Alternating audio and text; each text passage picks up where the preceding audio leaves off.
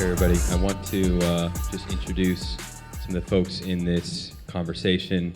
We put together a pretty stellar lineup of people with intimate knowledge and familiarity of the revolutionary movement in Rojava. So this session is going to be kicked off and facilitated by Eleanor, who many of you have met already. Eleanor Finley is a social ecologist and anthropologist at UMass Amherst, and working at the intersection of both activism and scholarship. She's working to build the Next System Studies program, George Mason University, and writing her first book, Practicing Social Ecology, Democratic Experiments from Bookchin to Burlington and Beyond. And I know she's also been very much involved in the international solidarity movement for the revolution in Syria. Next in our lineup here joining us from Zoom is Berivan Omar. She's a Kurdish feminist and revolutionary, joining us from Qamishlo in the Autonomous Administration of North and East Syria, which I think most of you will better know by the name Rojava. She works on environment, urbanism, and women's project at the Qamishlo municipality and teaches genealogy at Rojava University. Also joining us on Zoom is Anya Briy. She's a member of the Emergency Committee for Rojava, based in New York, and her writings on Rojava have appeared in Jacobin, The Nation, Truth Out, and more, and she's currently there on the ground. And then lastly, joining us here in person is Arthur Pai. He's the writer and community organizer based in the Pacific Northwest. He's a member of the Emergency Committee for Rojava and recently spent 1 year living and conducting research in northeast Syria. Let's give him a big welcome.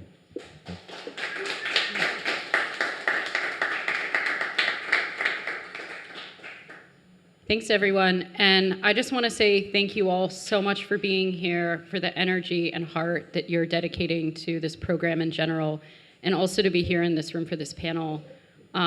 We've had some long days, and everybody's really tired, and I just want to acknowledge all of you all for being here, so thank you. I also want to encourage folks, if you want to snuggle up, come a little bit closer, moving up on the chairs. Sometimes I think the conversation can feel a little bit more organic when we're able to look each other in the eyes and, and sort of be present together. Thank you for that. So this is a roundtable discussion, so we're going to hear a lot from these folks. The conversation's going to be pretty organic, I hope. And but I'm going to start out with some opening comments. I actually want to start with a story. And then we're going to transition into some questions that I have for our panelists. And keeping track of time as we transition into Q&A, I was actually thinking we might start with some breakout groups and start to collectively develop questions together and sort of move forward in that way, because we want to make this as participatory as possible, and also, sort of acknowledge that there's a lot of expertise in this room. There's a lot of knowledge in this room. So that's how things are going to go. Our goal here is to inform, inspire, and we want you all to come away feeling connected to this movement. I know when there's a revolution happening on the other side of the world, you might hear a lot of great things, but it feels abstract, it feels far away.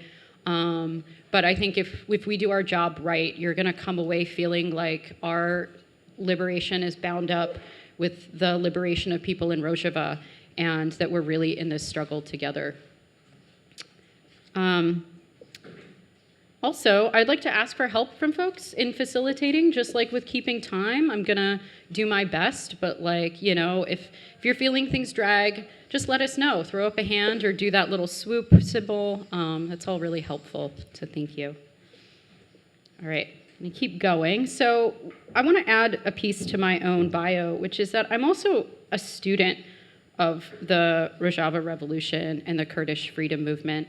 Ashanti mentioned this in the morning discussion about just being in a constant process of learning and how that's really central to these politics. So I want to add that I'm really here as a learner and looking forward to learning from all of the folks here. And so I know I'm going on already for a long time, but I wanted to start with a story. I was in Bakhuri, Kurdistan, which is the northern part of the region, in 2015, and I had the opportunity to speak with a lot of Kurdish people. I was with Kurdish comrades, both folks from the Turkish side of the border and folks coming from Rojava, coming particularly from Kobani. And it was a really transformative experience for me in many ways. And it really revolutionized my thinking about social ecology, about revolution, about what it means to sort of walk in revolution. And it was a very, again, a very formative experience for me. And when I came back, sort of, processing these things, and I had a dream. So again, this is a little cheesy, but if you all hear about my dream, I know hearing about dreams is annoying. But I had this dream as I came back that, and it was very vivid. It was one of those dreams you're like, wow, what extent is this a dream? But I had a dream that I was sitting in a room, and there were these telephones in front of me. Speaking of telephones, if someone could get that phone, that'd be great. There were these telephones in front of me, and I had an urgent need to speak with Murray Bookchin. And I was mentored by his students, and even though I never met him in person, I have felt a deep personal connection with him. I think a lot of folks do who read his writing deeply. And so I was in this room, and I had this urgent need to talk with him. And I was picking up the telephone and trying to call him. And every time I called, someone else would pick up and say, "I'm sorry, he's really too busy right now. Is this really that important?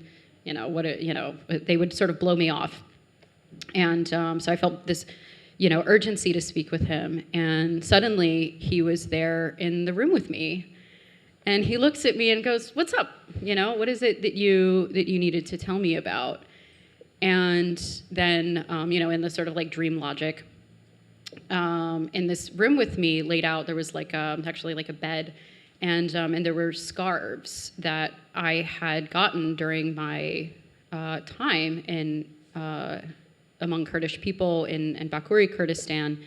And scarves have a great deal of symbolism there, and there are different patterns for your region, for your village. And when I was in Bakhuri, Kurdistan, a family that I was staying with, the mother made a scarf for me, and she hand embroidered a border that was the traditional sort of Kobani pattern. And to this day, it's like one of my most prized possessions.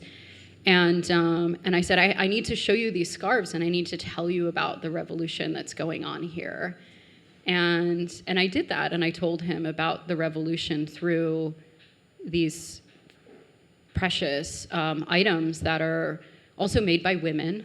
And he was like, "Yeah, thank you. I really appreciate that." And so that was my dream, and it came to me right now because I think that this panel is a part of that conversation, and that revolution is really the work of coming together over differences, over time and space, and that dream sort of symbolized that for me. So thanks for listening to that. Next, I want to give some key facts about the Rojava Revolution and the Kurdish Freedom Movement more broadly. And I want to kind of really situate that the Rojava Revolution is a part of a broader movement that has been fermenting for years. And we hear that again and again, with the Zapatistas, that, they spent 10 years in the Lakandan jungle before they ever came out publicly. And the Rojava Revolution really has a similar trajectory. Actually, I'll ask really quick for folks in the room, who here is learning about Rojava for the first time? Okay, nice. Would any one of you like to say a little bit, if you just stand up and say a little bit about what you do know about the Rojava Revolution?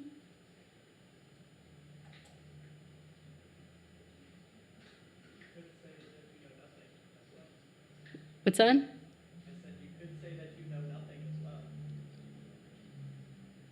All right, so totally fresh. So the Rojava Revolution, again, as part of the broader Kurdish Freedom Movement, Kurdish people are one of the largest stateless ethnic minorities on the planet.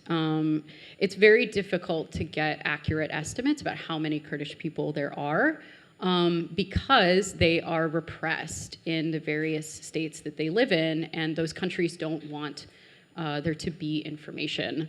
But there's sort of estimates anywhere between 15 and 30 million. I've even heard as high as 35 million. So that's a very large entity to not have any kind of state. And they did not have a state because of the fallout of World War I and how the European colonial powers divided the Middle East. And they took this region that at the time had been controlled by the Ottoman Empire, but was largely culturally and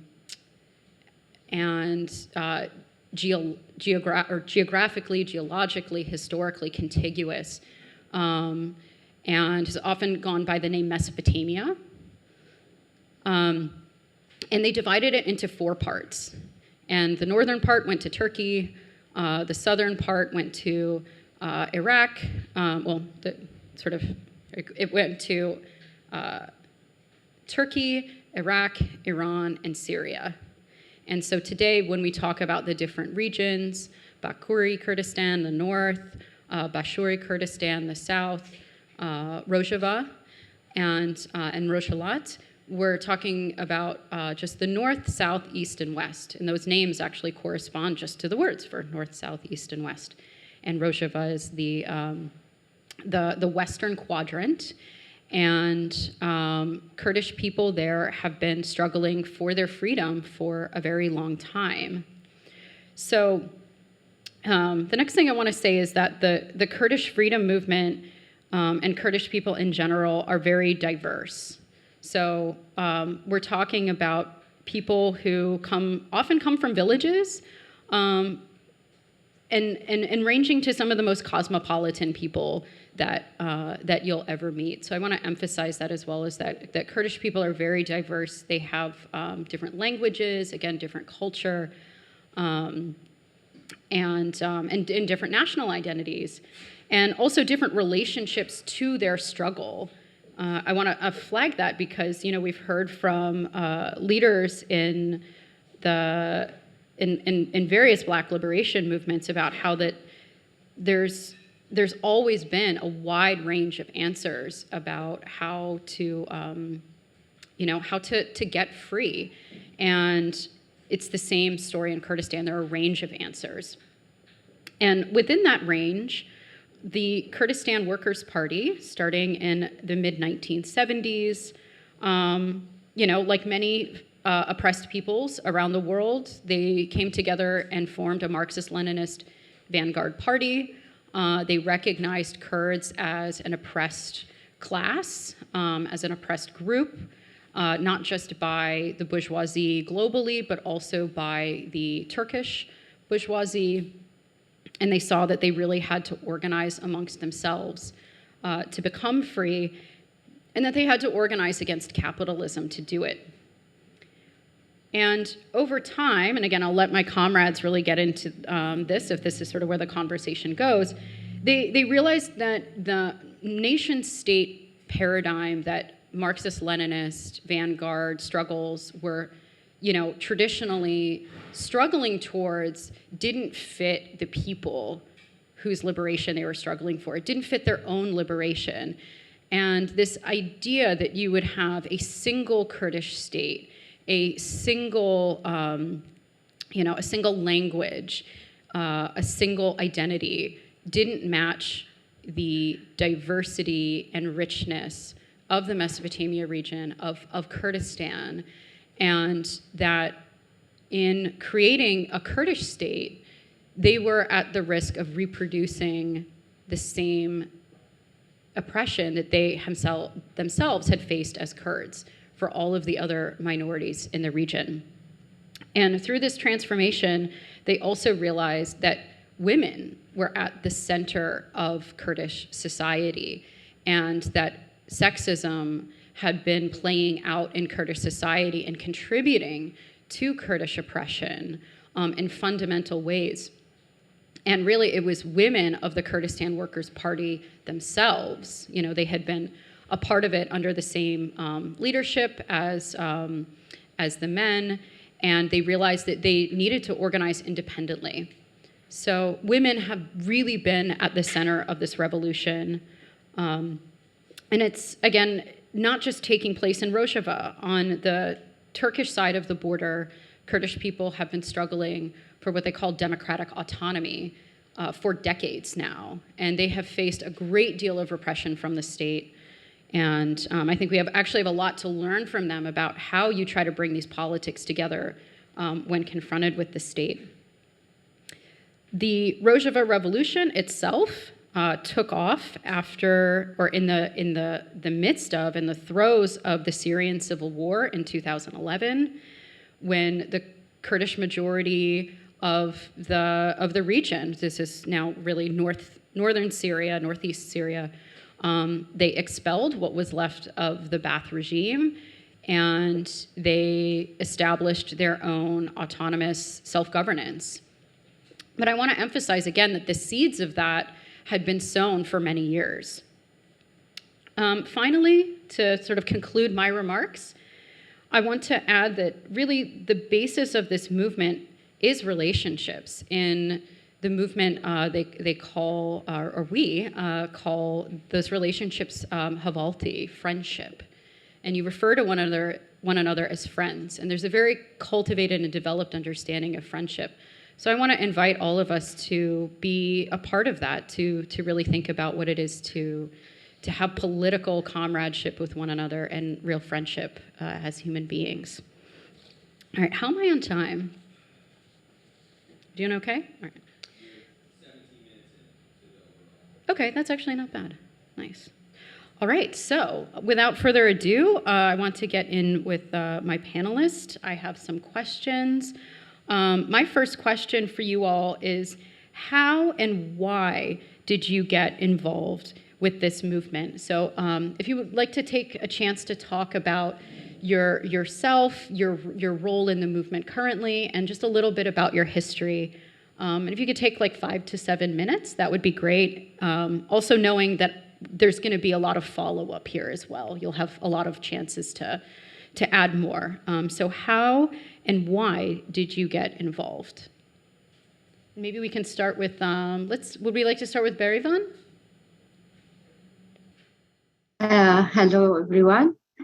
I will try to read it from my laptop because I can't speak English like you. So I will try to read it. If you don't understand anything, you can just ask. So I will try to start if you hear me well. Yes, that sounds wonderful. Okay. Hello, everyone. I'm speaking to you today from city of Qamishlo, and I want to thank all of you and express my happiness for being part of this event. I would like to say how pleased I am to join you in discussing the topics that matter most to me. First of all, my name is Berivan Omar. I studied agricultural engineering at Al Furat University, and I have been working since 2015 at the local municipalities with the Department of Women and Environment. I also work as a teacher of ecology at the Faculty of Genealogy at the University of Rojava. I was born and raised in Syria. Before the revolution, the situation was different, especially for us women. Even just 1 year before the revolution, our and expression were completely different. At that time, I wasn't really sure if I wanted the type of life my society was as operated for me, but I knew that there might be another way to live. The ability to work and independent in my life seemed to be just a dream that was shattered shattered when faced with what society dictated to me. With the start of the revolution, I was in my last year of university. I always wanted to know more, but because I was woman, I saw anxiety on the part of my family. Most of the time, I was doing what was required of me, but I was living in a great contradiction between what I aspired to and what I actually did. What motivated me to leave everything and got involved in the revolution was the loss of my older brother in a terrorist bombing by Al-Nusra Front in 2013. He left behind him two small children, so I'm no longer afraid of losing anything else. I also realized that starting a family at that time was not the best option, and that perhaps there could be something bigger that I could do. I started working, attending the movement educational workshop, reading about the revolution, and I found that experience what I could only dreamed of just 2 years before. Now, as I continue to work every day, I discover something new, and I strive to help other women with all my energy.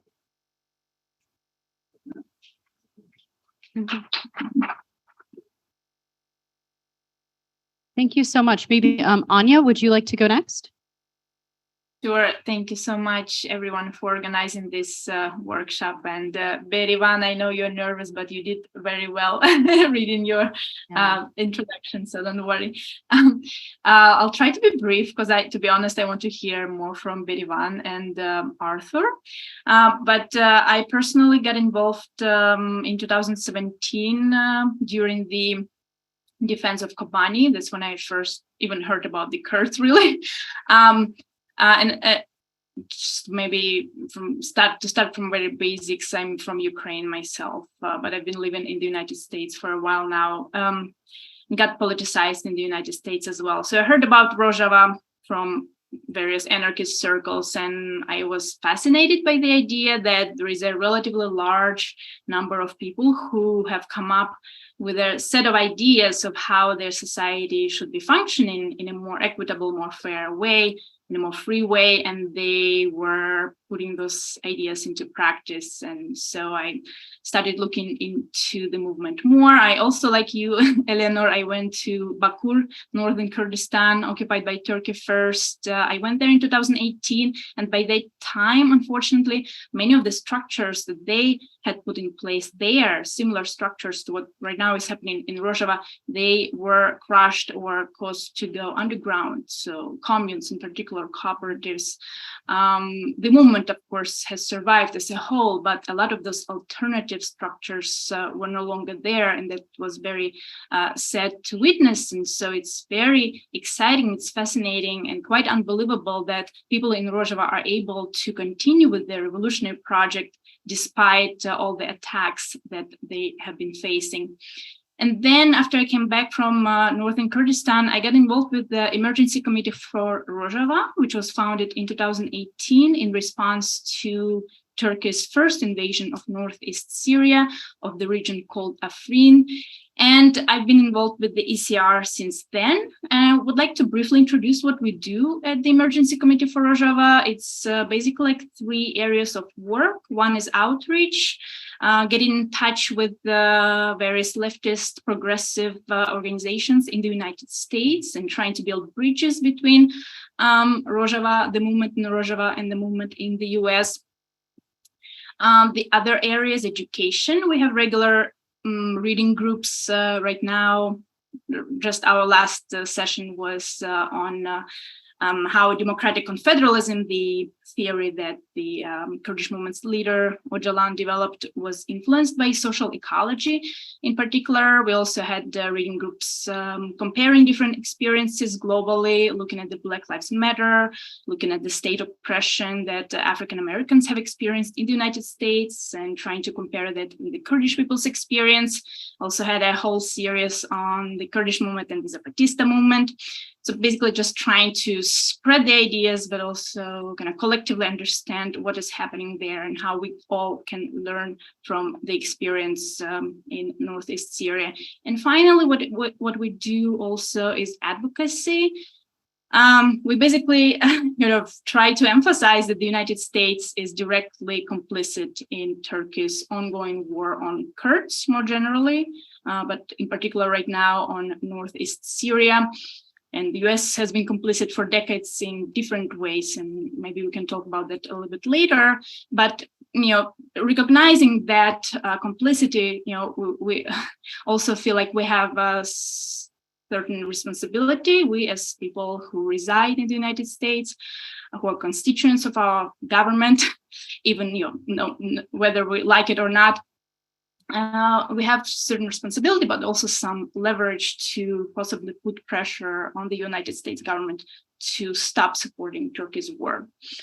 And very lastly, so I'm currently in Rojava. It's my second visit. My first visit happened through my our involvement, the ECR involvement with the University of Rojava. We've been helping the university for the last 3 years with the recruitment of English teacher volunteers, as well as other specialists in other disciplines. And so last summer, I was fortunate to visit Rojava for the first time as a volunteer, giving English conversation practice lessons.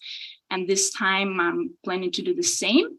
But also, in addition to that, I had a huge honor to be invited by the Women's House, this new institution called Women's House, which I will talk a little bit later, that was established as part of the revolutionary project to protect women's rights and to expand women's rights. And so it's also a reconciliation place where people come with different marital or family issues to find a solution with the help of women who run this house. It's a very fascinating project, and I've been quite fortunate to be able to observe how they do their work. And again, I'll talk about that a little bit later. Thank you all again for listening. Awesome. Thanks so much. Arthur. Yeah, so I would describe my own why and how and what as far as my involvement in the movement as really just kind of the latest culmination of a lifelong political development, both in theory and in practice. I've been an activist, community organizer, whatever you want to call it, for something like maybe 15 years now, and had constantly kind of developed, involving myself in different movements, tenants organizing, workplace organizing, international solidarity, solidarity with indigenous communities, fossil fuel resistance movements in my home region. And through that practice, becoming more interested in the revolutionary politics of different kinds. Learning about anarchism was a big part of that, but also learning about social ecology, reading Murray Bookchin. And eventually, when the War of Kobani came, the siege of Kobani in 2015, I started having comrades come up to me and say, "How did you know there's a revolution happening right now?" No. Where is this? It's happening in Syria. Where's Syria? Learning about the Rojava Revolution also really brought up like deeply seated ignorance that I found within myself. I would say arrogance also, because the idea that it was in northern Syria that the politics that I believed in, the revolutionary politics that I believed in, were being implemented in the most expansive way was something I had sort of subconscious assumptions that, well, it must be sort of different, like the Middle East is this crazy place. Racism is a part of that too, right? But I looked into it. I had friends that said, "No, there's books about it, man. You got to check this out." And when I started to read about it, I was incredibly inspired by the stories that I was hearing, by the ways that they were implementing so many of the ideas that I've been just reading about and aspiring to in, much smaller kind of community projects, activist projects that I was involved in. But then also hearing about the ways that they had expanded on these ideas, the role that they gave women, and the way that they analyzed the oppression of women and the origins of patriarchy as the foundation of state civilization itself, and that liberation had to be central to any project which saw itself as as aspiring to create a free egalitarian society, I found to be incredibly profound. And so I started trying to learn more about it, but my own political work, you could say, was always kind of separate from this learning that I was doing about this thing called Rojava, these people called the Kurdish people. But through that kind of education that I was seeking, not just reading, but also having the opportunity to go to some speaking events where international volunteers who had spent time in Rojava were coming back. They're speaking about their experience, what they saw there, how they understood it. That also deepened my kind of interest and commitment to it. Eventually, around 2020, 2021, I hooked up with the Emergency Committee for Rojava and started getting more involved directly, organizing with them to try to, support their efforts to build a solidarity movement here based in the United States. This work that we're doing, of course, with our friend and colleague, Debbie Bookchin, who's the daughter of late Murray Bookchin, also the late, great Meredith Tax, I think we have to acknowledge. I want everybody to look up Meredith Tax, to read her work. We all miss her very much. And when I eventually made the decision to go to northern Syria, I spent the last year living there, and I'm here to talk about it. I'm seeing that we should land the plane, so I'm going to move on. Thanks. Are you sure you can take another moment to talk about that if you'd like? Okay. Yeah. So I just got back from northeast Syria, and during my time there, I was lucky enough to travel around to different regions of Syria, areas that are part of the Kurdish majority region, areas outside the Kurdish majority region. Got to spend time learning from people who had been involved in the movement for a long time, visiting, spending time in different structures in society that they're trying to use as methods to build what they call a democratic society, a democratic civilization. And it was an incredibly life-changing experience, inspiring experience. Also brought up a lot of unanswered questions, I think, too, which are things that we're all wrestling with as those who want to build a society based on similar principles.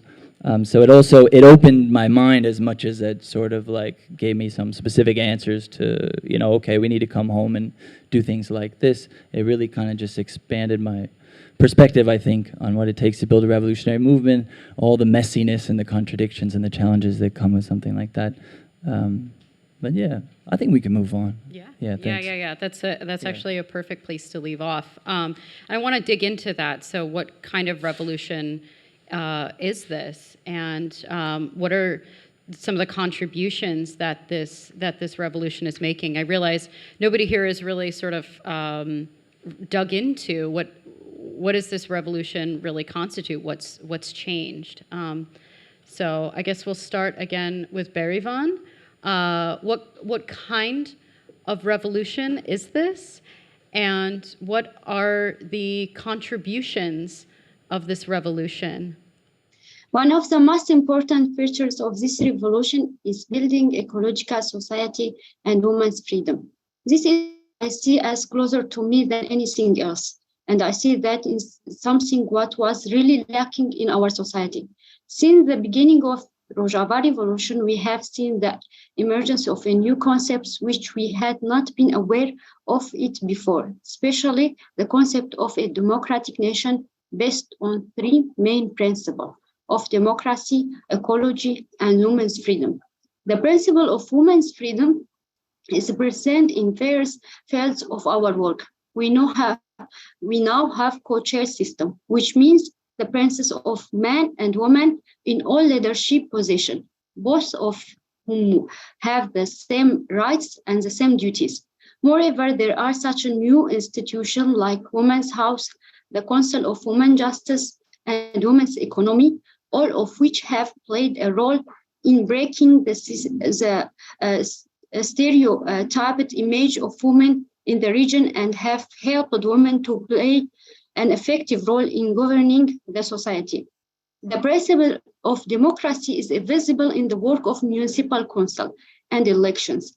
I believe that one of the things that has recently helped us to greater engagement by the community is the fact that the municipality holds meeting with the people every 3 months. These meetings are open to everyone, and all matter that the municipality works on are discussed in details. For example, these people's meeting determine what project the municipality should do or how it should spend its revenues.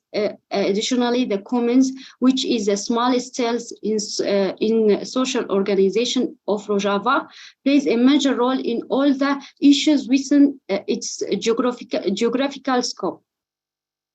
With regard to ecology, I believe that many steps have been taken by the autonomous administration in the field of environmental protection. In addition to building communal economy, importantly, this has been done by taking into consideration decisions made by commons. The ongoing efforts to organize commons enables people to participate in decision making and decide what is best for them. The steps that I consider very important include developing cleaning laws and plans, building landfills in accordance with the better environmental regulation, planting thousands of trees annually, and launching a project of sorting and recycling trash in commons in Hasaka. This could have only been dreamed before the revolution, but now they are becoming a reality. I think the most important contribution made by the Rojava Revolution is to make revolutionary dream and stories a living reality. Of course, I don't want to say that everything in Rojava is perfect, but this revolution is beautiful as it's because it's difficult to change a society that had lived hundreds of years under the rule of others. The Rojava experience enables us to see how written ideas can be put into practice on the ground, to realize what their positive and negative sides are in reality, and what aspects need to be worked on and improved. Here, I want to add that what people outside cannot comprehend just by reading about Rojava is the pride that the revolution has given us. Every day we encounter something new. Every day there are some changes, and every day there are people who discover who they are. For example, I want to share my experience for seeing a woman who before had not been able to speak even in front of a person and who later began to express her opinion in a meeting that consisted of dozens of people. At one such as meeting, I saw her with a pen in one hand and her child in other.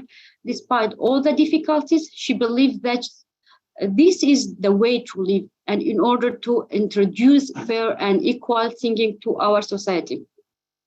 When I see one of the common leaders opposing a decision issued by the higher authority, presenting his arguments, trying to find what it must good for him, and successfully challenging that decision, I see that that's the really change. When we see small village that comes together to solve some problem without resorting to the highest authority, when we see that it's able to be managed its affairs by itself and even does it better than in institution above it, this is also change. When children read and write in their own language and correct us who are older than them and who didn't have the opportunity to learn our mother tongue at school, I feel very proud. The changes are really clear and continue, but you can't fully comprehend how things have been transforming by only hearing about Rojava. You must experience it for yourself. In my opinion, the most important thing that I'm sorry, sometimes some words is very difficult for me. The administration in Rojava and makes the revolution a part of daily life here. The administration itself was formed from the people who started the revolution. So we see that the way the administration is organized is completely with the revolution principles. As to the obstacles we are experiencing, we have had a lot of them from the beginning of the revolution until now, from ISIS to climate change and to drought that the region has been exposed to. But I want to emphasize that the biggest threat to revolution at this present time is the attacks of the Turkish state that targeted the people who worked for success for the revolution. It has caused a great loss of our colleagues whose goals was to secure a better life for the people of this region. The instability and lack of security also opens the door to immigration, especially by the youth whom we desperately need at this time. What encourages us to continue to work under this difficult situation is the presence of comrades like you who have been supportive of us on our path to carry on the unique and inspiring experience. I hope that you understand me. We do. We absolutely do.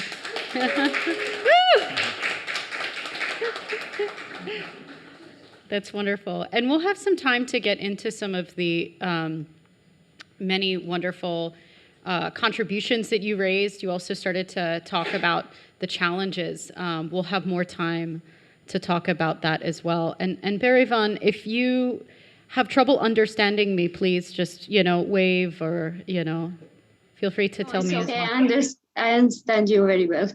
Excellent. So moving on, Anya, what kind of revolution is this? And I think Berivan actually covered a lot of ground, but maybe if you want to add to or elaborate on what she's had to contribute. But I'll put the same question to you. What kind of revolution is this? I think people who are familiar with the revolution, they kind of heard what the movement on the ground has been doing in terms of building communes. There is a completely different political system in place right now. The entire region is divided administratively into this neighborhood-based, what they call communes, where people are supposed to come together and make decisions on the issues that matter. That are concerned with, and Berivan gave some exciting examples of how this idea of doing politics in a different way is coming to life in northeast Syria. I thought I would share one specific example of what's happening here that could be inspiring for the global left and hopefully for the folks who are part of this intense course. And I think it's one of the issues that doesn't get enough coverage as other aspects of the revolution, as this is the new justice system that the movement has been building. And Berivan and I also mentioned before the women's houses that are part of this new justice system. And this is something that I've been looking into more closely recently. And as I said, I've been able to observe the work that women's houses are doing. And, just gonna give you an idea of what's happening, just as the movement is trying to communalize politics, right, by devolving power to the communes, to the neighborhood community, just as they're trying to communalize economy by encouraging people to engage into cooperatives, right, where everything is shared, both the management, but also whatever income is produced. And in a similar way, the movement has been basically communalizing the justice system. Right now, there are like two justice mechanisms that run parallel to each other, that coexist. And one of them is more or less conventional court system that the region, as I understand, has inherited from the Syrian government, but modified to make it, for one, more women-friendly, but also in other ways. But what's interesting is that they also have set up the system of reconciliation committees. And those reconciliation committees are part of each commune, right? So commune has different committees, and reconciliation committees are one of those committees. And the idea is that people in the neighborhood, whenever there's an issue, whenever an issue arises, they come to their commune. There is this committee that consists of people who are elected by the commune to deal specifically with the reconciliation issues. And people sit down together. Most of the time, they already know each other, or they know each other's relatives, or they know each other's neighbors. They sit down together and they talk. And it runs on a completely different principle, right? So they are called the Reconciliation Committee. That's the main goal, to bring people together, to find a way to overcome whatever issue two sides are facing. People I talk to who are part of this new mechanism, they emphasize that, that what the conventional court system gets wrong is that they find one side guilty, another side. We lost the connection with you, Anya. You're frozen if you can hear us. You're back. Yay. Okay, great. Okay, I should finish as soon as possible. So in any case, so the idea is to rebuild the harmony, the community harmony that was, fractured through an issue, through a disagreement, and to, talk, to convince two parties to come to a compromise, to find a middle ground to which they both can agree. So the people who are involved in this justice system, they say the court imposes a decision from above, and the two sides, they have no choice but to obey. But that doesn't solve, the way how they feel about each other, the way how they feel about that issue. And so what we are doing in the Reconciliation Committee is we're trying to talk through the issue. We're trying to make sure there is no resentment left after, formally the issue is solved. And they say we don't do things by force, because we realize that force is not a long-term solution. People will walk away upset with each other, and it will open doors to further disagreements. And the women's houses in particular is a fascinating phenomenon, and one of the institutions that I think works really well and has become very popular, since the beginning of the revolution. And they deal specifically with marital and family issues, so whatever arises within a household. But the explicit goal is to protect women's rights, to make sure that this type of issues is solved in a way that is favorable for a woman, that this long-standing violations of women's rights are not reproduced within the justice mechanism. And again, they also say, look, we think our justice mechanism is so much better than a court. We just invite, I witnessed one case where a husband decided to divorce his woman and left her without any support, left her with 5 children, with no alimony, no child support. And the woman came and complained, and this older women who run this woman's house, they called the guy up and they said, look, this is not good what you're doing.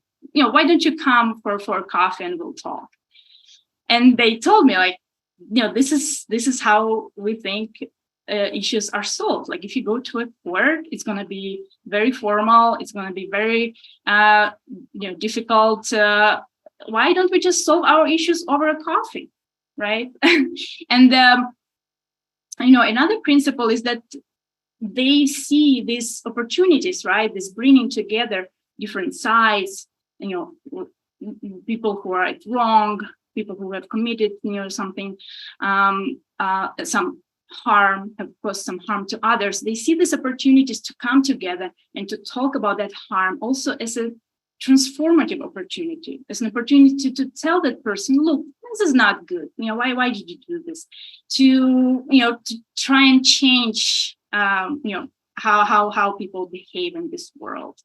And that's also, they emphasize that each encounter is really about transforming people's mentality. So if a husband engages in domestic violence, they have several meetings over and over, not instead of just punishing him, they have meetings to talk about what he is doing, right? Of course, there's punishment, for cases when domestic violence doesn't stop or just gets to an extremely violent, severe degree. But the emphasis is let's talk and let's try and change each other. Okay, I'll stop there.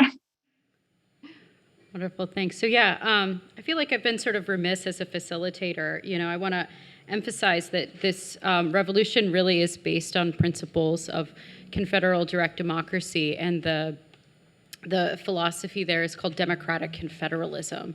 I know that word confederalism or confederacy has very different connotations here in the United States. But I just want to emphasize how these democratic principles really extend to every aspect of society, be it justice, economics, the communes where villages come together, you know, towns, and municipalities come together to make decisions collectively. But I just want to emphasize, especially to folks who are sort of new to learning about this movement, how truly extensive it is. And with that, I'll hand it over to Arthur to address his thoughts about, you know, what kind of revolution is this, and what are some of the main contributions, especially to the global left. Yeah, it's a trickier question to answer than one might think. I came home with a lot of impressions. It may sound basic or kind of simplistic, but I think it's really important that at the most fundamental level, the biggest thing I came away with as the greatest contribution of Rojava was that it offers a concrete living example that revolution is still possible in the 21st century. I think a lot of us, even who maybe call ourselves revolutionaries or fantasize about historical revolutionary moments like, say, the Spanish Revolution or other things, we have this really abstract idea, and sometimes even subconsciously, we've actually let go of the idea that revolution is actually possible. And that shapes our organizing, and so that, to me, was the biggest thing, that the most important contribution I think that is there is happening. And I can say now, after my experience, that in limited but very concrete ways, I've seen with my own eyes people governing themselves. And to know that that's possible is really important, even if we know that there's so many things about our own context at home that, or anywhere else in the world, that is not the same, right? We can't copy-paste these things, but to know that's possible, I think, is crucial. And to be consciously holding ourselves responsible for that possibility, for that, like, what I would call revolutionary hope.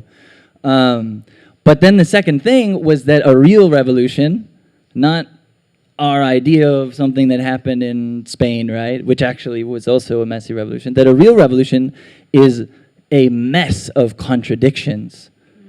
It's a mess of contradictions. It's not a moment after which the society is just fundamentally different and fundamentally a free society because somebody figured out the right politics or program and they overthrew the state, and then now society's like this.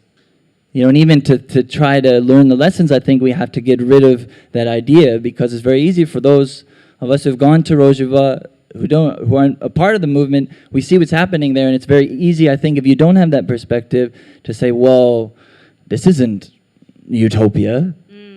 There's still, like, we have to be honest, there are still forms of inequality. There's still, that the other thing about a revolution being a mess is that it's a process, and that its development unfolds unevenly in time and unevenly in space. So you can go to some communities in Rojava where the communes are really thriving. They have a lot of people participating every day, coming in and out, taking responsibility for their communities, and you can meaningfully say these folks are governing themselves. And there's also places where structures are struggling to get more people to participate, struggling with the limitations of the consciousness of the people in the community. And I think that was also a really important lesson, or you could say contribution, that they have to teach us, is that they're showing in real life, they're showing in real time that, how I would say it is that, like, a revolution can only advance at the pace of the consciousness of the people. That even if you have the means to revolutionize the structures of society and to even hold back the forces of the state to hold back fascists. In this case, it was ISIS, who want to completely destroy you and create a society that's even more oppressive than the one which you're transforming. Even then, if you have those structures, they don't work unless the level of consciousness of the people is up to that moment. And so they emphasize the importance of education as like this fundamental pillar to build that consciousness. I thought those are some of the things that are like weighing on me heaviest as the contributions that they have. But I think we have a lot of work to do ourselves, those of us that are not in Rojava, to think through in our own context, what does that actually mean? How do we carry those lessons forward? Because it's also not simple, I don't think. Yeah. Yeah, that's really wonderful, and I think it also sort of, what I'm hearing is that this is really a mental revolution as well, right? That's at the basis of transforming institutions or procedures, is that there's, right, that it's a revolution of consciousness. With that, and some of the things that you were bringing up, Arthur, I want to bring us to our last question of sort of the main Q&A this, of this roundtable. There are so many other questions that I want to ask you all, but I want to give folks here a chance to bring their voices into the conversation and create a dialogue between the audience here and also folks coming in online.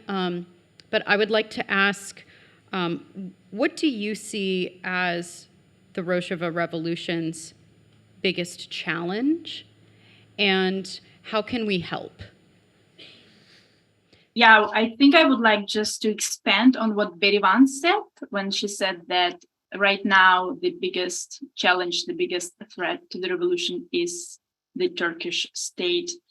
And of course, there are other challenges. There are also internal challenges that Arthur has brought up, sort of like just the difficulty of mobilizing people around these revolutionary ideas and making sure they participate, they make this revolution their own.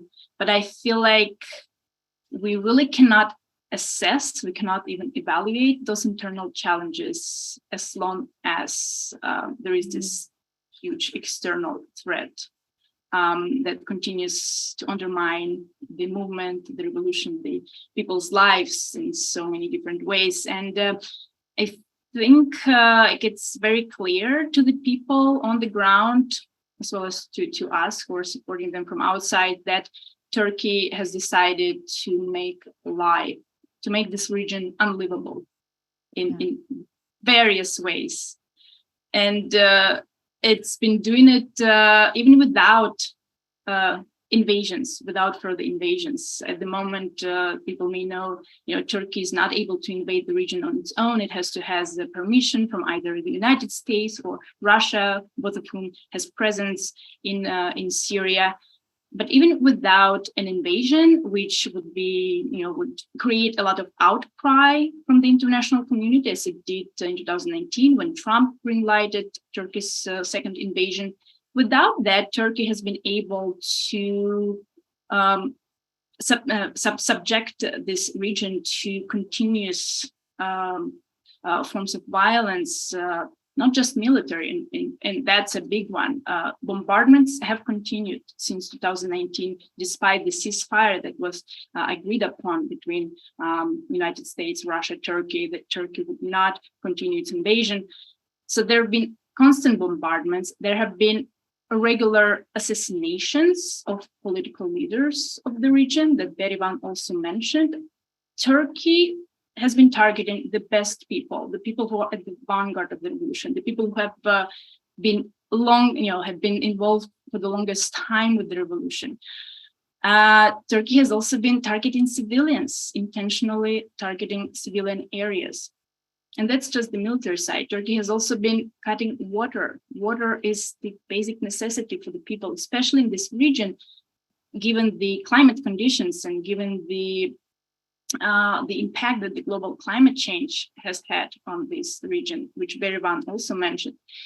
Turkey has been creating basically permanent atmosphere of instability and insecurity in which people just don't want to invest in their futures. They don't want to invest in their lives. They don't know when will be the next time they'll be displaced, if not murdered. So there's also, it creates lack of motivation. It makes it more difficult for the movement to continue to mobilize the broader society, to expect from them anything more than just struggle on everyday basis to meet their basic needs like getting water, electricity, food. The economic situation has also been devastating. And again, Turkey is one of the villains. Basically has put an economic embargo on the region, in particular through its ally, Kurdistan region of Iraq, that controls the only functioning border crossing at the moment. Turkey has created a sort of diplomatic embargo by making sure that the autonomous administration excluded from the UN-sponsored Syrian peace talks, and that also puts the whole region at danger. So like just so many ways in which the revolution is being undermined at the moment. And you asked, so what can we do? And again, I mentioned this in the beginning. I think those of us who are in the United States, there are actually a lot of things that we can do, given that the Turkish war on Northeast Syria is an international affair with complicity of many international actors, and in particular the United States. I'll stop there, but I'm sure this is an important topic to continue to discuss. Yeah, and we can come back at the end or at a later time to these questions of how we, here in the struggle in the land that's currently called the United States, how we can help support the Rojava Revolution. But I'll pass it to Arthur next. What are the challenges and also how we can support, and then we'll move on to Berivan.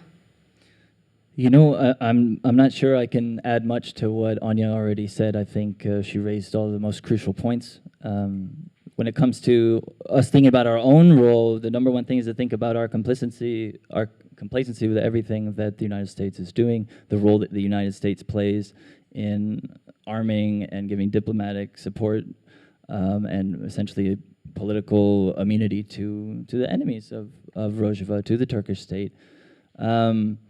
I think that there's a challenge that we face in trying to build that support that's worth speaking about openly in the United States, because there are those on the left who have a reluctance to build a movement to support the revolutionary movement in Rojava because there have been military alliances between the Syrian Democratic Forces, which is the coalition led by the YPG and YPJ, the self-defense forces of Rojava, in operations against Daesh. So the cities that Daesh is ISIS, folks over there call it Daesh, and most of the world actually call it Daesh. The cities that ISIS held were taken from them by the SDF on the ground, but crucially, frankly, in military terms, that included air support from the United States government and a US-led coalition.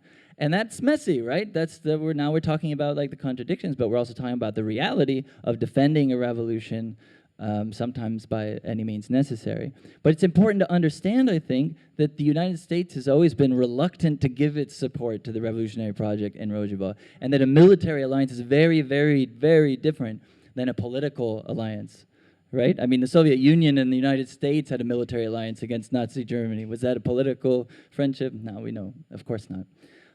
So I think that, please learn more about the Emergency Committee for Rojava. We're small, we're limited in capacity. We want you to participate and join us. But, we are trying to raise awareness about what's happening and to at least point people in some strategic, targeted directions towards those lawmakers who do have a material impact on what happens in Northeast Syria through approving arms sales and things like that. So right now, I guess we'll talk about it more in specific terms later, you'd like to, or is it a good time now? As far as the F-16 sale and things like that. Yeah, I was just going to mention it briefly, but if you'd like to explain it, go right ahead. I mean, right now, Joe Biden wants to send a new fleet of F-16 fighter jets to Turkey. What we heard in the last, 24 hours, very recent news, is that Turkey, who has been holding up Sweden from joining NATO because NATO operates on consensus, has recently said, okay, we finally agree. And those of us paying attention, we know what that really means is that the US is probably offering some kind of concession to them. Right now, what we need to do, it's a limited ask, it shows kind of like the weak position that our solidarity movement is in, but if people can do anything and everything they can to get hold of and essentially harass Bob Menendez, who's a senator, he is the seat of the Senate Foreign Relations Committee. He has thus far opposed F-16 sales to Turkey, but it looks like he's wavering and is apparently going to make a decision this week. So we'll put in the chat, maybe Anya, you could put in the chat, but ECR is putting out kind of like a toolkit so folks can do like a phone blast. Of course, we need much, much more, but that's where we're at right now. Legislator from where? New Jersey. Yeah. Yeah. Bob Menendez. Thanks. Yeah, just to provide some context about NATO and this issue with Sweden. So Sweden has many Kurds living in exile, both from Rojava and Bakur, from the Turkish side of the border. And Turkey really hates that Kurds are able to organize in Europe and in diaspora, and even just to have any sort of quality of life.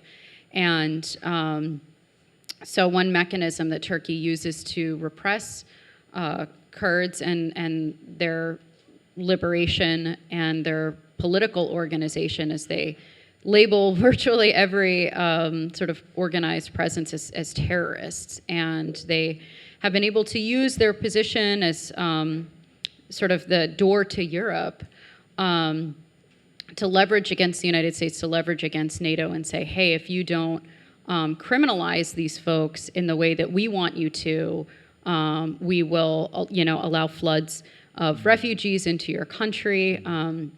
Turkey is the second largest military in NATO, just after the United States. And so Sweden has been wanting to join NATO, and Turkey has been blocking it because Sweden doesn't criminalize Kurds to the extent that they would like. And just literally today or yesterday, the decision was made to allow Sweden into NATO on the condition that the United States would sell them many F-16 fighter jets. And it is a really great example of how the United States' supposed, support for Kurds is really on the condition of it being expedient for them, and they're perfectly willing to participate in killing Kurds when that's what's most convenient. So I want to leave things with Berivan, and then we can absolutely move into wider discussion. We had asked about challenges and how we can help, but I encourage you to say whatever you want to us as your comrades and learners here, and just thank you once again for being with us. Thank you very much. I will try to speak in English.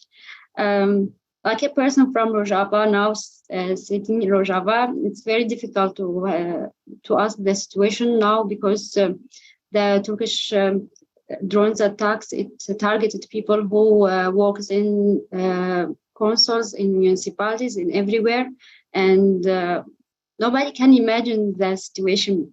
We can go to see our projects or to hold a meeting or to do anything because you don't know if you will come back or not.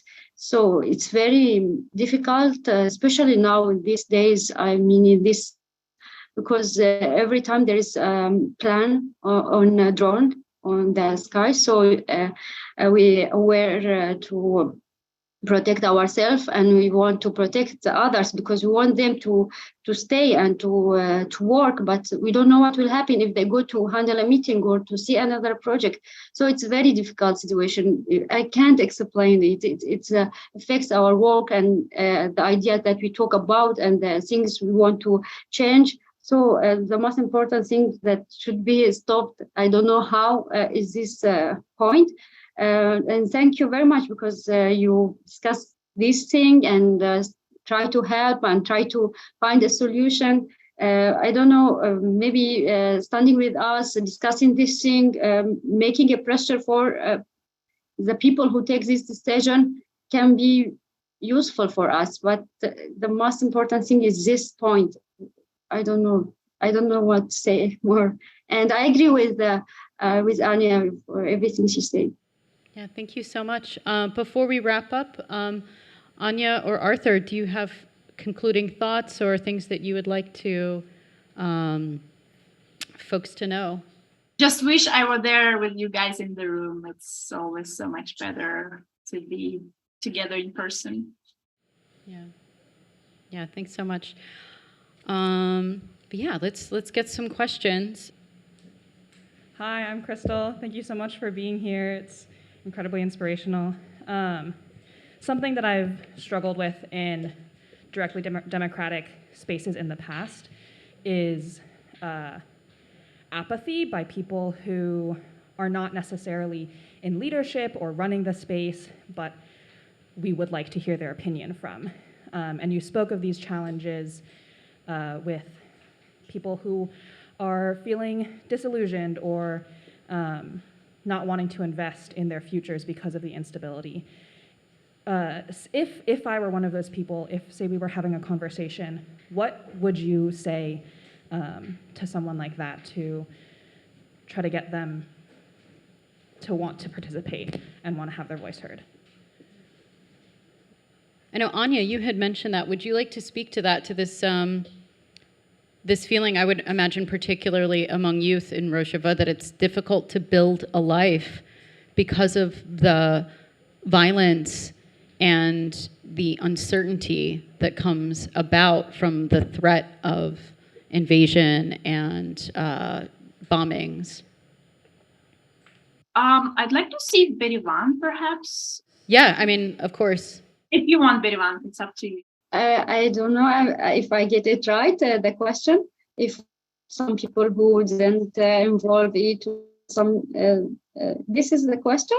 So there is a lot of people who didn't involve it, who don't want to agree with its idea, because I think it's very difficult for them. They live hundreds of years under something else, and they can't accept it in 1 minute or in some years. So it's very difficult. But because there is organization, so all things should go on one way.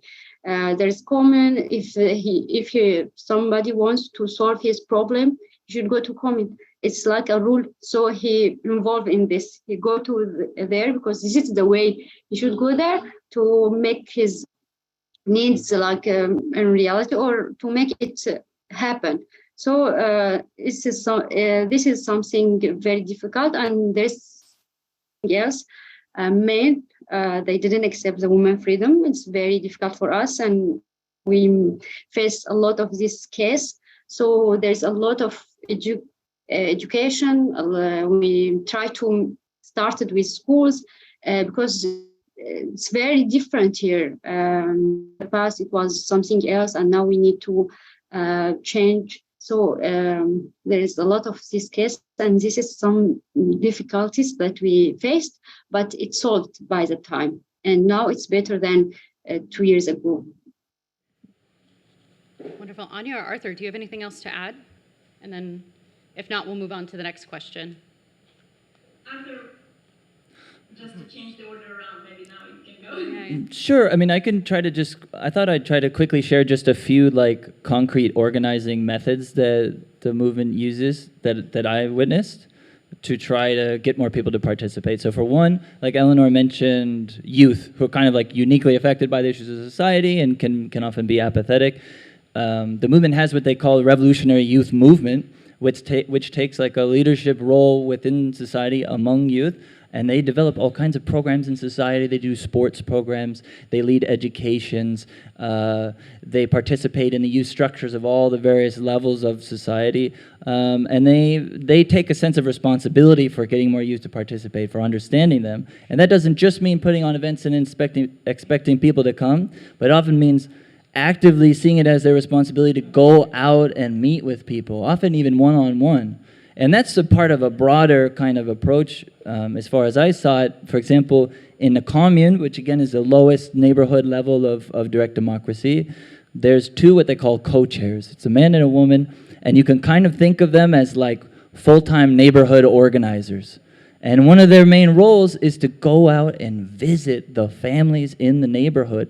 And sometimes that means realizing, oh, you know what? This family is dealing with an economic hardship. This family had a death in their family we don't understand. Or somebody's struggling. You know what? This family isn't sending their kid to school. And the idea is to get the whole community to take responsibility for itself. But in reality, there's a sense of leadership. There's a smaller group of people that actively go out and see that as their role. And I think that's helpful to think about in that way. Wonderful. So next, Meg, actually, if you would like to go. Hello. First, want to express my sincere gratitude for the time today. I've learned so much, and I'm excited to continue learning. I have so many questions, but the biggest one that I have right now, I'm interested in learning or hearing a little bit more about how different parts and different regions or communes collaborate with each other across the geographic space. Are you using technology? Is it mostly face-to-face? Like, how are you staying connected collaboratively and in solidarity in your movement itself? Berivan, did you understand the question? I think, can you repeat it? Coordination, تنسيق نافبر كومين ونافبر كومين وتفجير شوا دبر كنت شدك بكارتين التكنولوجي. As Kurdi version? Up to you. If you say in Kurdish, you have to speak slow. كومين همو یه باجاره کی تنیبن همو جه خود مجلس کی دگرن یه باجاره کی تنیبن همو جه خود مجلس کی دگرن تجمع فهمت کی از بیش. Do you understand me, or I should speak in English? Maybe. Yeah. How they coordinate together. If they are from the same village or the same town, they came together monthly and they speak about. There is a council. We named it like city council. They came together and they discuss everything related to all the city, not only the commune. They all the time they connected on social media, on net. They have this in technology also, but the most thing they do, they come together monthly. But if we talk about the municipality, it's also we have another system. All the municipalities in the region, like we are from Jazeera region, it's a part of northeast Syria. Every month we come together from all the cities and village municipal councils. They come together and they speak about the general situation, about the difficulties, about the plans, what they can do in the future. And if some of them had problems or difficulties, others, like they say we can help them. We have this sometimes with budget, sometimes with solving another problem. So they came together like it's something, how I can say it, continue, maybe. So they coordinate like that. I hope you understand me. Yes, actually, we understand you wonderfully. So once a month, once a month, municipalities come together to discuss the issues that they're facing and to coordinate it sounds like there's a principle of. So I want to mention something. So now we are starting to build union municipalities. I don't know if it's in English like that, like union of municipalities. Union of municipalities. Yes. Yeah. So it's like a system. They came together to take the decision if it relates to all the municipalities. Anya or Arthur? I mean, really, Berivan has the deepest knowledge of how the system operates in reality. But I would just say that it's the project. This project means a lot of meetings. Yeah. Like people who are really involved in the movement, they have all types of meetings in various structures, a lot of educational workshops. Sometimes they just disappear for days. So it's a lot of work, but also a lot of interaction in person. It's also worth mentioning that every level there's a series of committees that are kind of built into the system, from the commune all the way up to the highest level of like regional administration. And those are committees like education, women's committee, youth committee, economy committee, health committee, things like that. And so you can imagine all these committees are also federating all the way up from commune to neighborhood to municipality to region and things like that. But it's essentially the way people understand in social ecology, the basic principle of federation. I think like you can think about it in that way. They have their own way of doing things specifically, but Berivan obviously did a better job of outlining how it works for them. And I also just want to add that this is a movement where people talk to each other a lot. There's a lot of informal conversation going on. There's a lot of just hanging out, smoking cigarettes and talking until 2 or 3 o'clock in the morning. And so there's a soil of connection that also underpins these formal networks that I think without that soil, the institution work wouldn't be possible. Next, there's, I'm sorry, I don't know your name, but you have blonde hair and a black mask. If you'd like to come next, because you haven't asked a question yet. Hello. My name is Gabriel. Thank you all. This has been very inspiring and informative. I'll try to keep my question brief. It's about how the revolution is relating to other similar international movements. Could you say a little bit more? Sure. I know there's obviously challenges in that, in being at war and all the internal struggles, but I was thinking about just international solidarity and in what ways the revolution there is trying to build connections or relations with other similar struggles throughout the world. We can name some, or if there is any, and what that would look like. Berivan, did you understand? Tequilia tevgere bitevgeren din re chawaya. Wakija tevger. Ha? Wakchi tevger.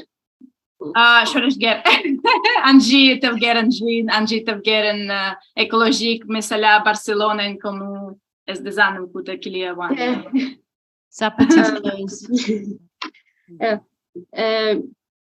we try to connect a lot of people.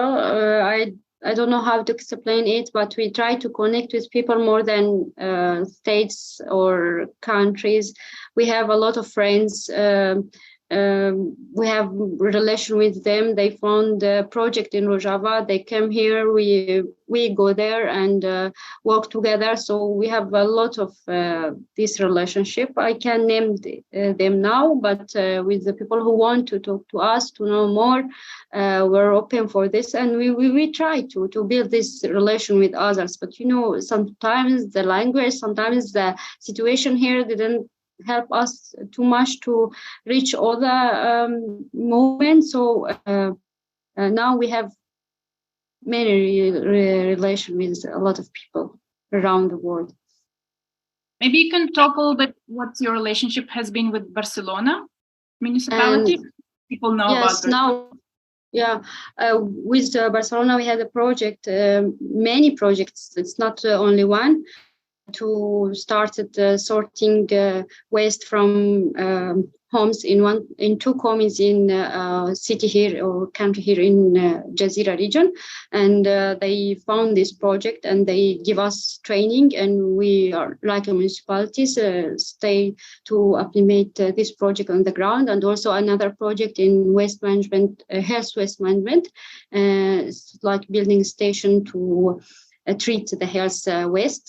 So it was very good for us, and also we had relationship with Daniel Mitram Foundation. I don't know if you know them, but it was very good. We make some women project, and also we will starting with them to collaborate with municipalities in France. Also in Italy, we had a relationship with some municipalities to build a common project and get training in the field of waste and water, in the field of water and waste. I would like to. You have something about the municipalities relation, but in women's movement, there's another relation, and there's a lot of.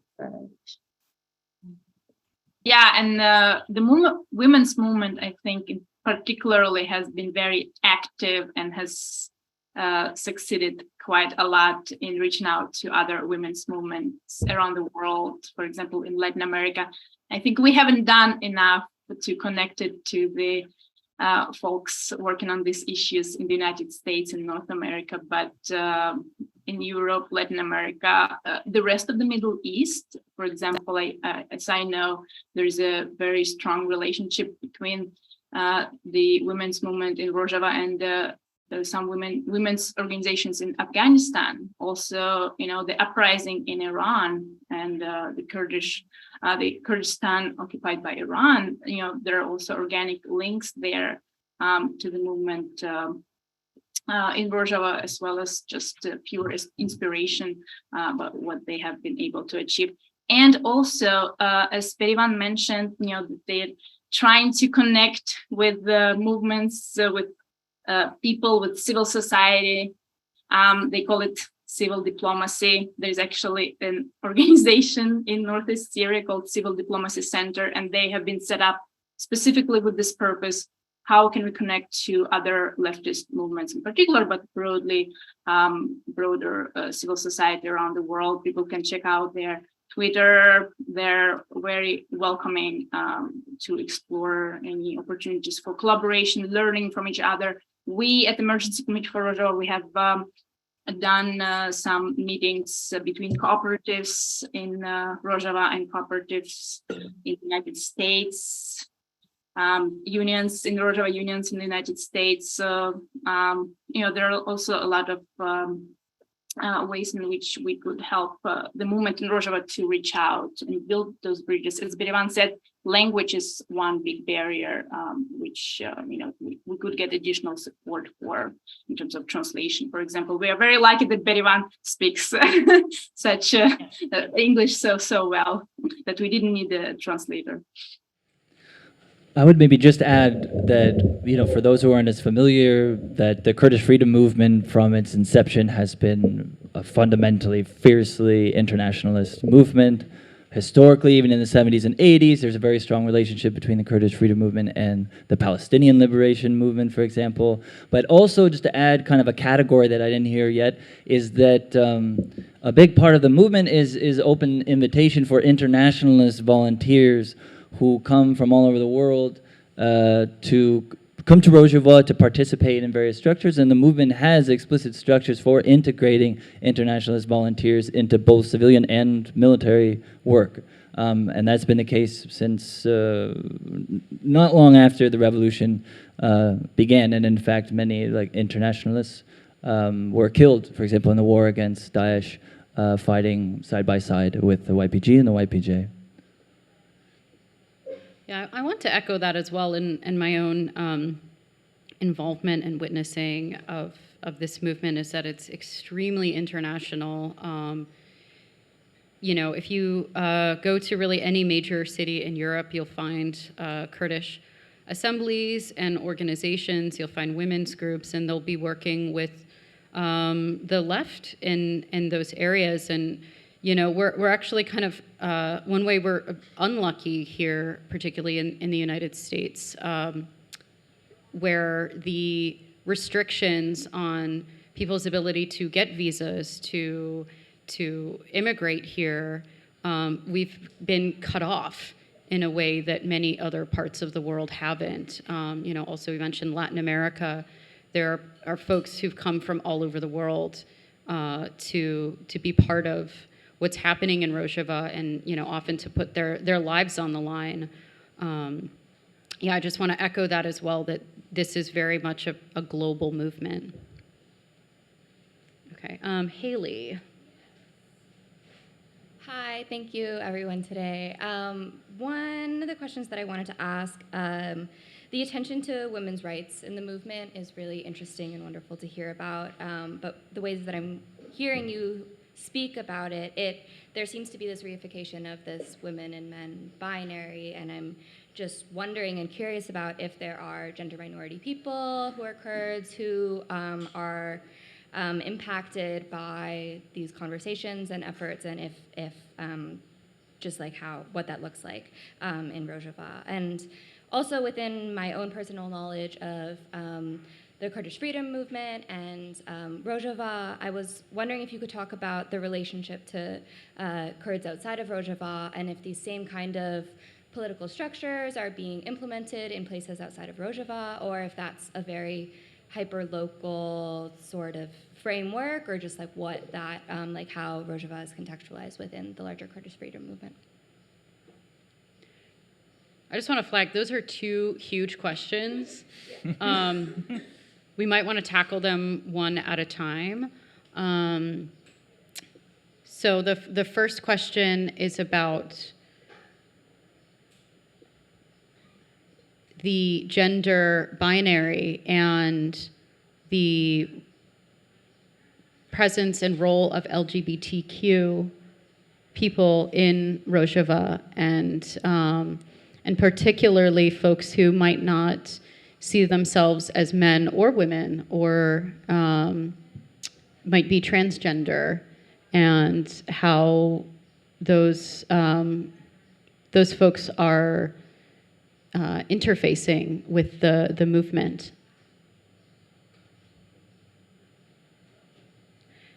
There might be translation. Okay, de per se ka kesen ku khwe nabinin vek mer an vek jin hene litavgere mesela wanchie anji au de beje ku yadike ku tavgera Rojava wisa tene jin umer tene lisar jin umer داخوين كا كسنكو وسا خوي نابنين مثلا وانشيا وشما خون تنال سر جينو مر داخوين. It's very difficult to talk about this topic here. I don't know, maybe the people should visit Rojava, should live in Middle East and talk about this topic. It's very, we can't talk about it. It's not normal here to be like not a man, not a woman.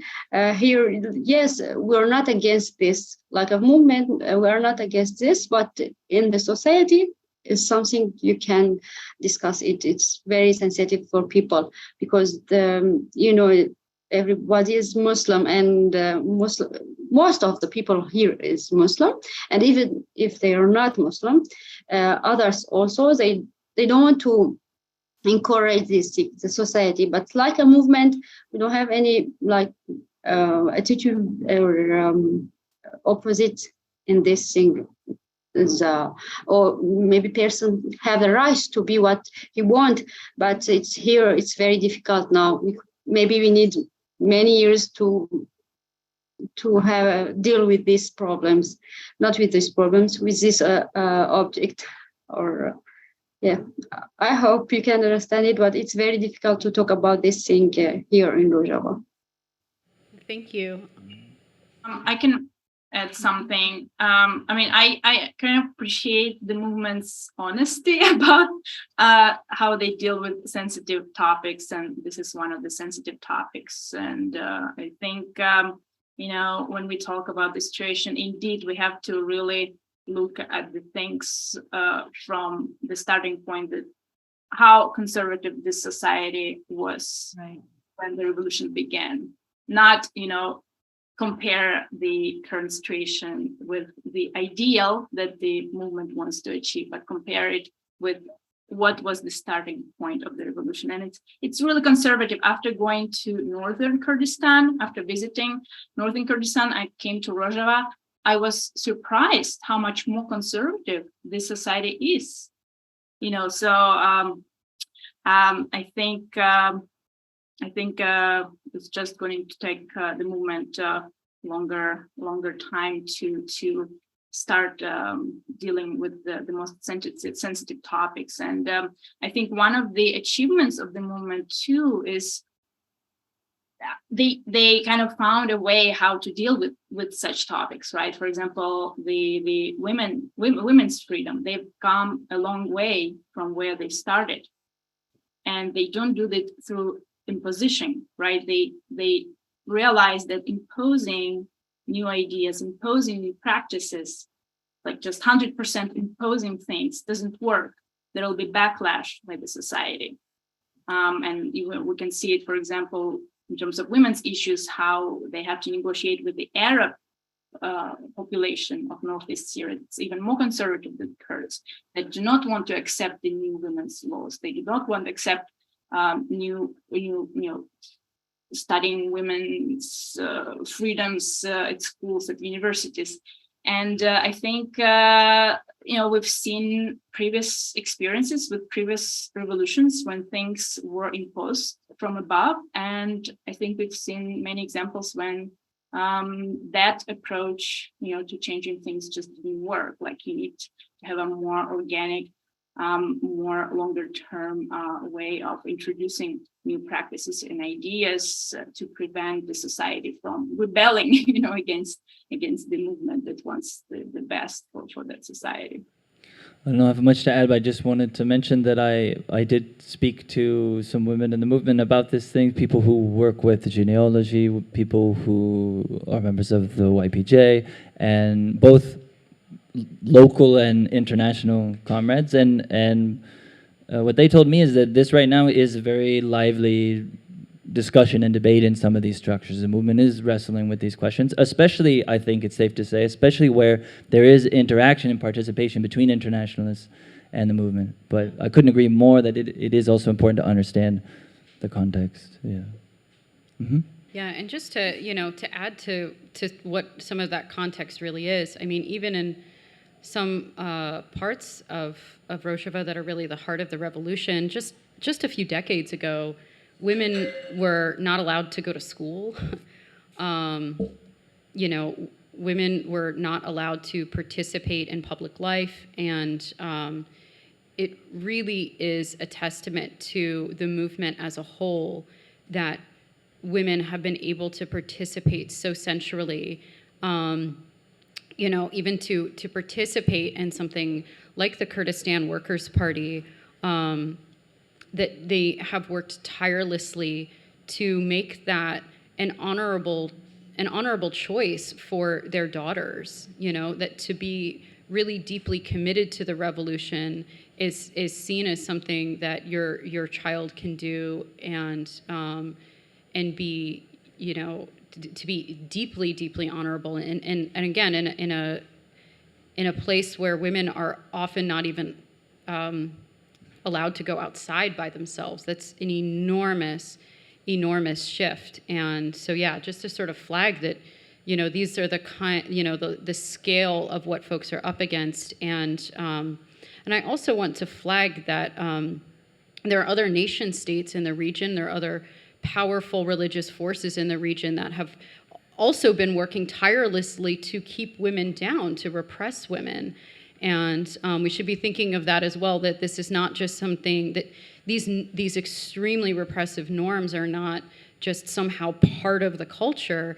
In fact, Kurdish culture at its core very much has women at the center, and that the women's revolution is about recovering and rehabilitating that core, and that it's really the patriarchy in many ways is being imposed and enforced by forces that want to control this region, and that really spans globally outward, and again just highlights the central relationship between hierarchy in general and women's oppression.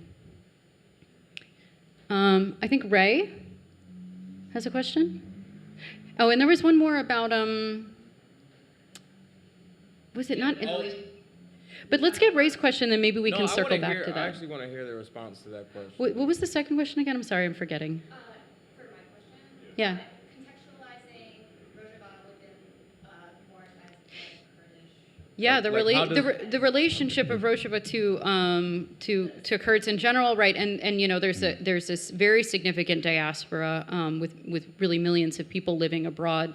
Actually, I can offer quickly that there is a very active diaspora throughout the world, particularly Europe, Australia, Canada, also here in the United States. But I'll let my comrades also answer that question. And Anya, go ahead and translate for Berivan.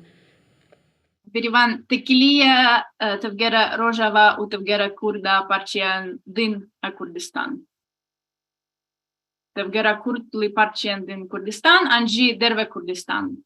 Tekilian wan Çine.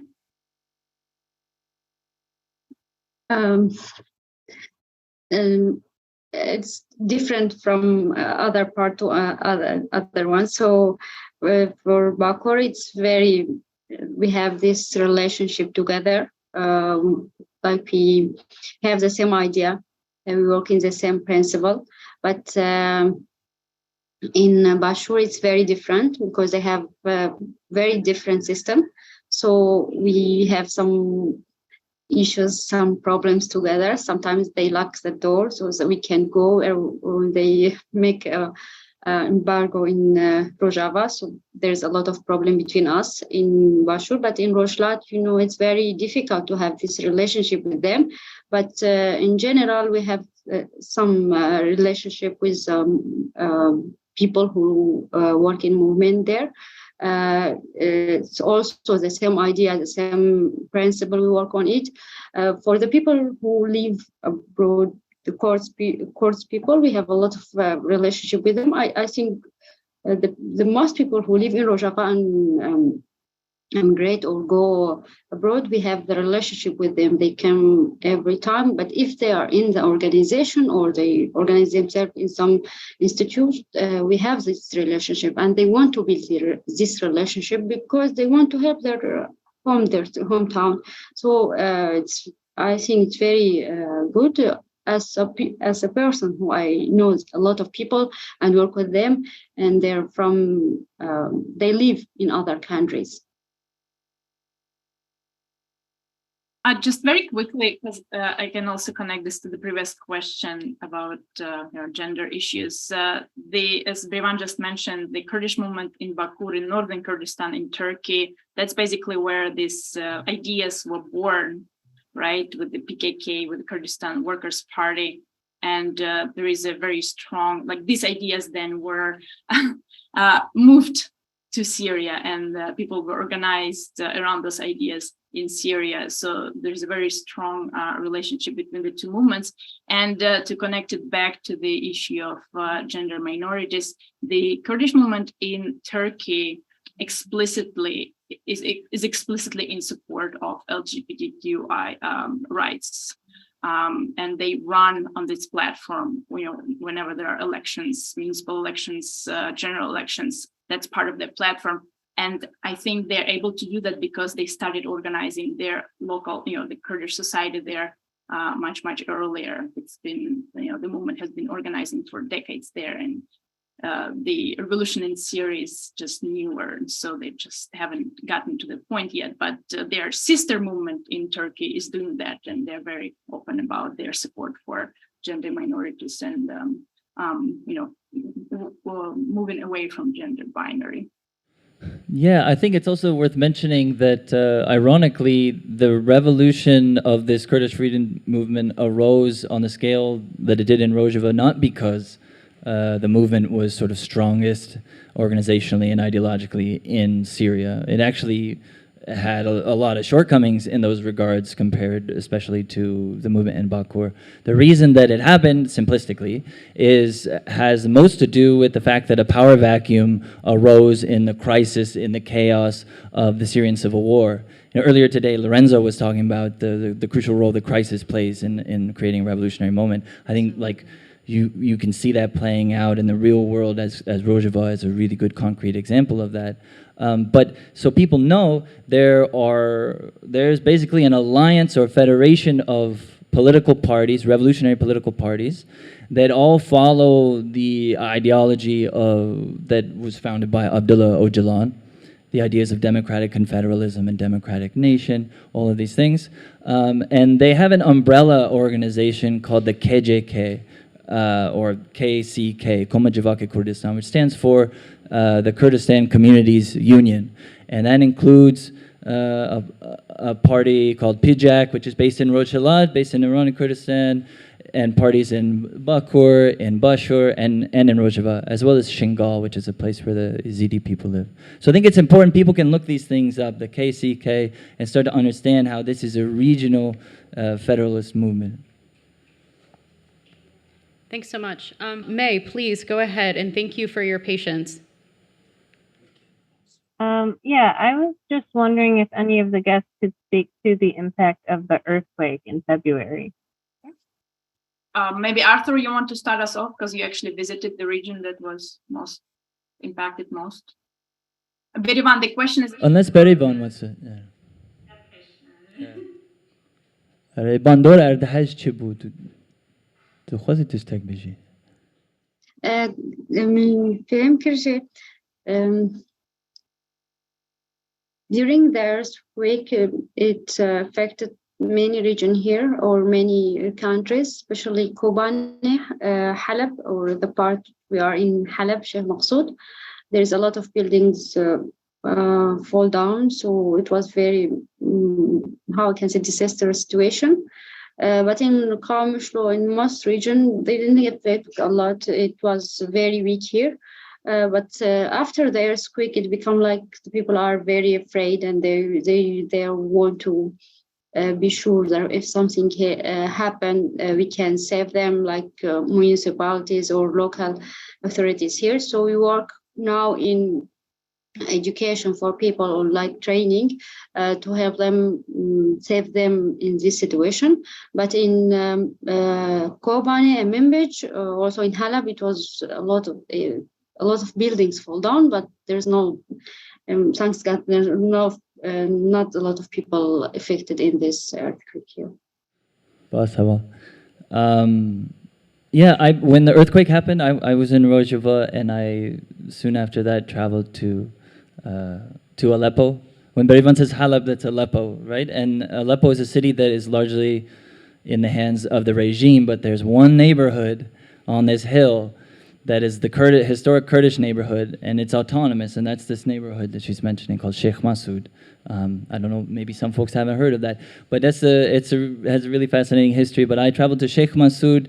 This is a place where there's all these high-rise concrete apartment buildings that have already been severely damaged during the Syrian civil war, and because they declared autonomy and have since been blockaded by the regime, they haven't been able to get the materials necessary the support necessary to rebuild, to reinforce. Literally, I think a matter of weeks before the earthquake, I remember watching on local news that one of these buildings had fallen down under its own weight before the earthquake. So you can imagine that when the earthquake came, this is one of the places within kind of that the movement still controls that was affected. I saw buildings that were destroyed. I interviewed people who had family members or neighbors who had been killed. Relative to other places in Turkey and Syria, so to speak, there weren't the same number of deaths, but I can tell you that what was really fascinating and inspiring was that while the impact had caused all these people to be displaced from their homes in these buildings out of the fear of returning to these like very rickety, dangerous concrete apartment buildings, there was this incredible effort of the community responding. So it was like this example of almost what people in the US call mutual aid disaster relief, you could say, on a highly organized revolutionary scale, where the communes and the councils and the neighborhoods did everything that they could to open up every square inch of space for families to stay in, to distribute whatever resources they could. And I thought that was very inspiring, as difficult as the conditions were. Yeah. That's actually very moving. Thank you. All right, we have Ray, and then Berivan Omar. My name is Ray. I was gonna try to say my question in Kurdish, but I don't want to sound too crazy or get it wrong. But Berivan, how old were you when the revolution started, and what was life like in the beginning for you, your family, where you lived? And also, did you grow up in a patriotic family, you know, learning about Kurdistan and everything, or was it different? Berivan, did you understand? Yes. Oh, you did? Okay, perfect. I was 22 when the revolution started here, and everything was different. I write about it because I was afraid that I can't explain it. My family is different. They know about the movement. They know about it, but they don't want their sons or children go to the revolution. They just want.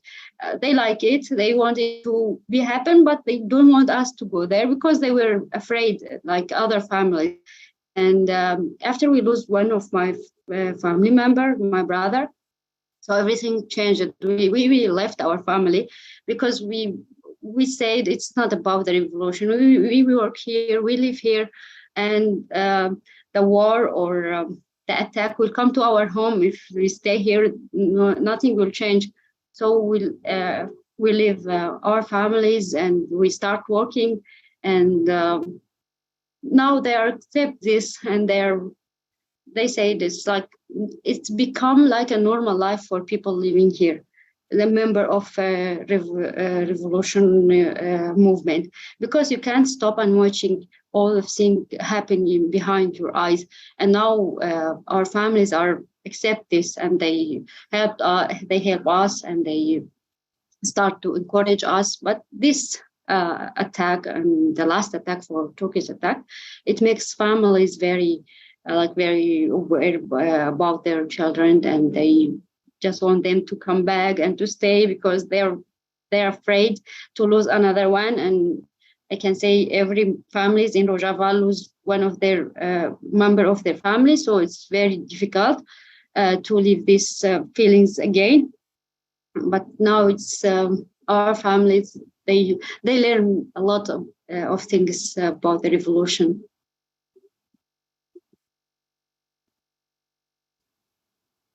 I hope I Go answered. ahead. Are there any part of the question I missed it? No, I think it's okay. Yeah, you're no. If maybe Anya or Arthur can translate just one part of the question, but how was life like in the very beginning of the revolution? Understand?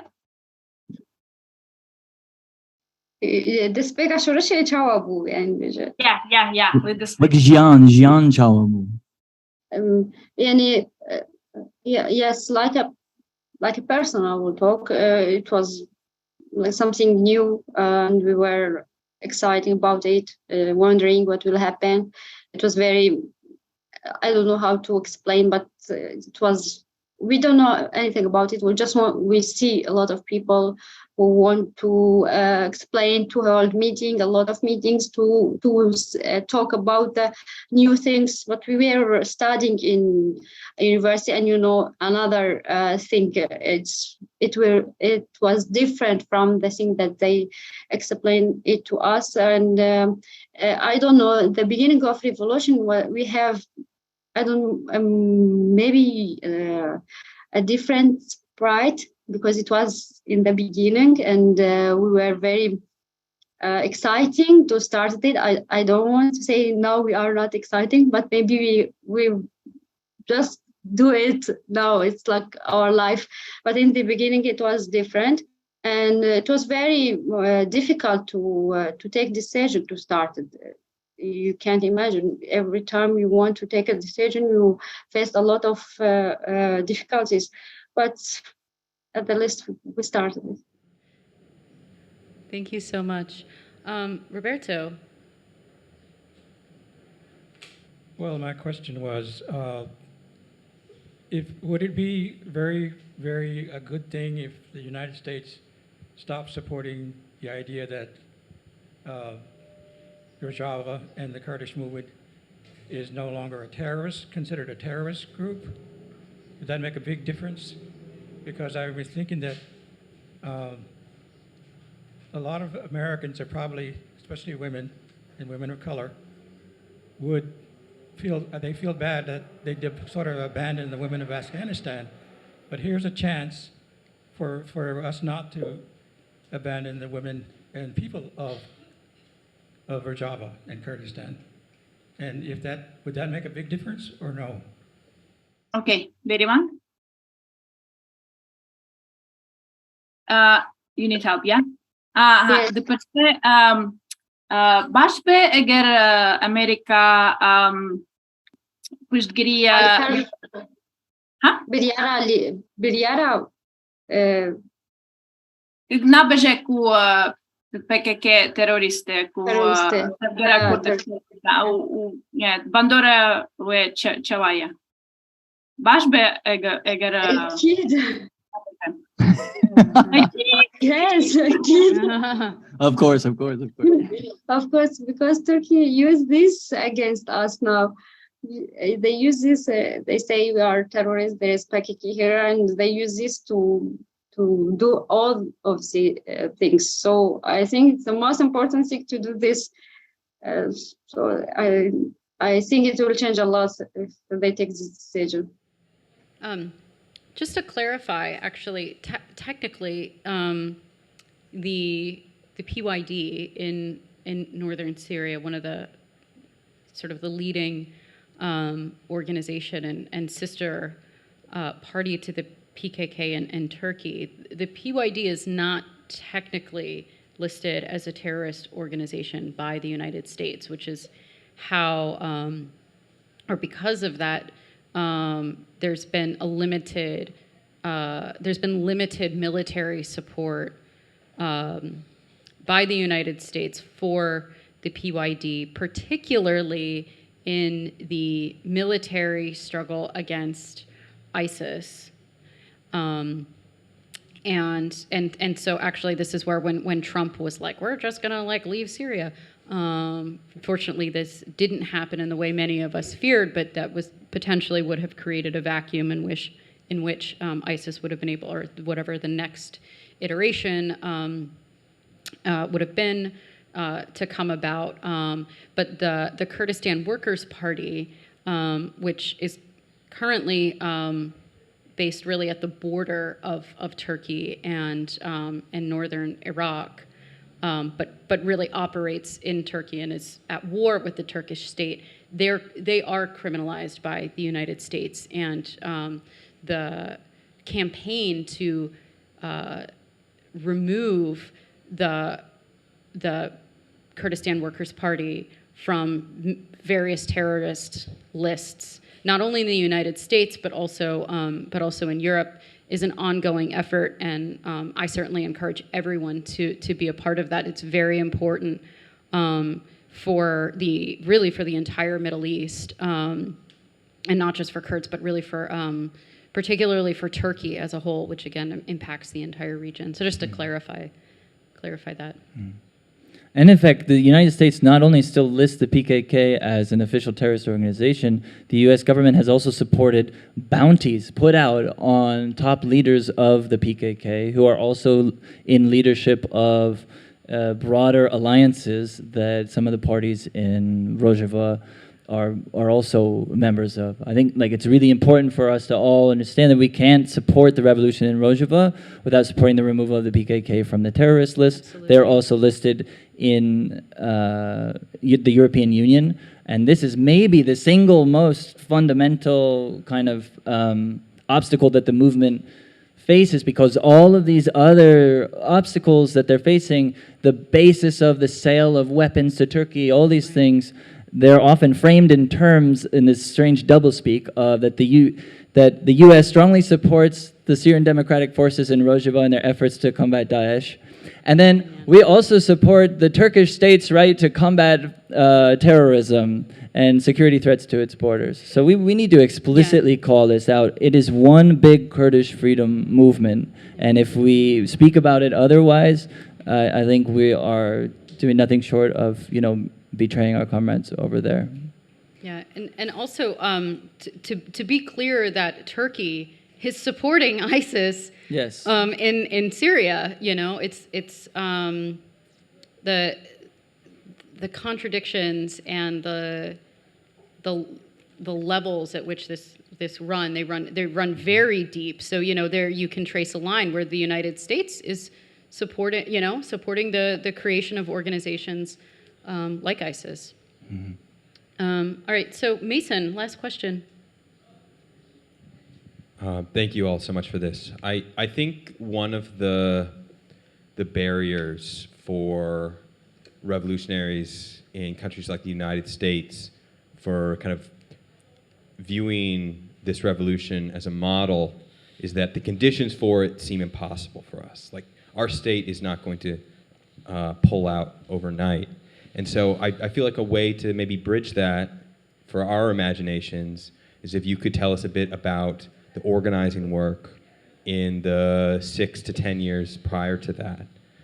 My understanding is, PYD cadres started organizing these councils in these communities in the mid-2000s. But can you talk about a bit like how the groundwork for this was laid, such that when the state withdrew, there was something there that could democratically fill that vacuum? Thanks. Such an important question.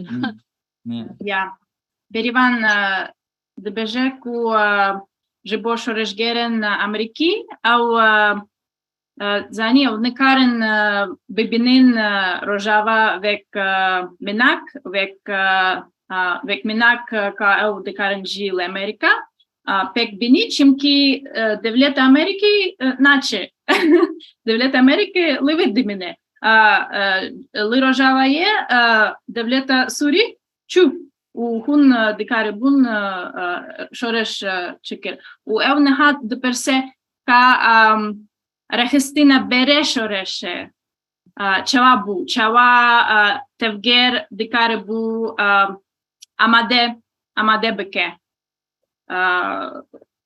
jbo shoreshe Wek betaybeti rebazin rehistinchu na lejivak Suriye. çava de rehist cevap Suri bere shoresh. Okay?